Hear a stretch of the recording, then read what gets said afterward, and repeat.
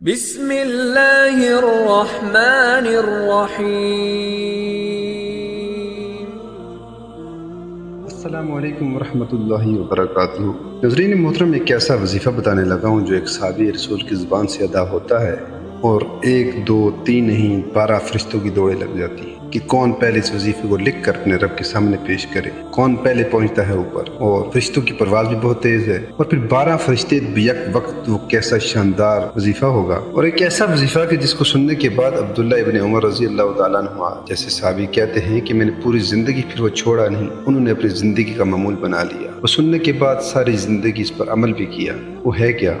نبی رحمت صلی اللہ علیہ وآلہ وسلم نماز پڑھا رہے ہیں اور ایک صحابی نے نماز کے دوران وہ الفاظ اپنی زبان سے ادا کیے۔ وہ کیا کہتے ہیں؟ اللہ اکبر کبیرہ والحمد للہ کثیرہ سبحان اللہ بکرۃ واصیلا۔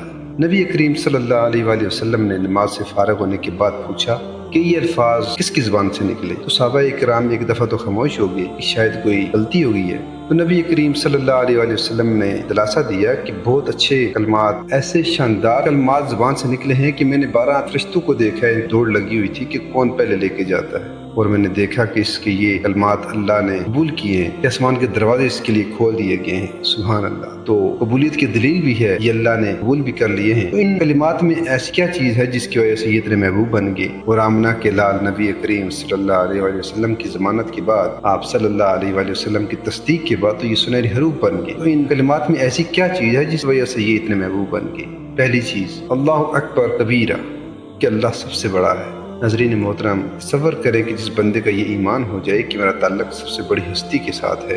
ہمارا اکثر چھوٹے چھوٹے آفیسر کے ساتھ تعلق بن جاتا ہے تو بندہ ہوا میں اڑتا پھرتا ہے، میرا فلاں آفیسر جاننے والا ہے، میرا مسئلہ ہی کوئی نہیں۔ تو جس کا تعلق کائنات کے خالق اور مالک سے ہو جائے، سبحان اللہ، اس کو پھر دھاگے باندھنے کی، نگینے پہننے کی، گلے میں تعویذ لٹکانے کی، گھڑی کے آگے جوتا لٹکانے کی ضرورت پیش ہی نہیں آتی، کیونکہ سب سے بڑا تعلق ہو گیا اس کا۔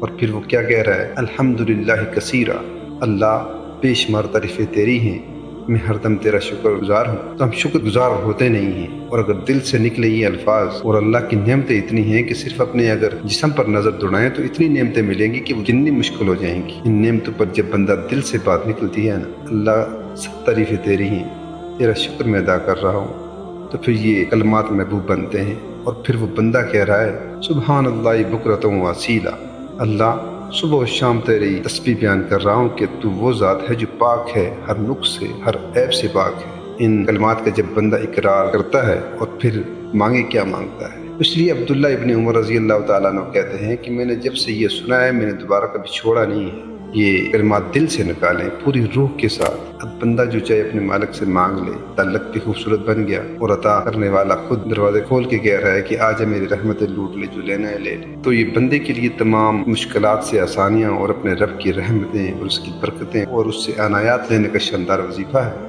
ناظرین محترم، اللہ پاک سے دعا ہے کہ اللہ پاک ہمیں عمل کرنے کی توفیق عطا کرے اور نیکی کی بات دوسروں تک پہنچانے کی توفیق عطا کرے، آمین۔ آخر میں آپ سے درخواست ہے کہ ویڈیو کو لائک کر کے شیئر ضرور کریں، اور کامنٹ میں اللہ کا ایک نام ضرور ٹائپ کر دیں۔ اللہ پاک ہم سب کا حامی و ناصر ہو۔ واسلام۔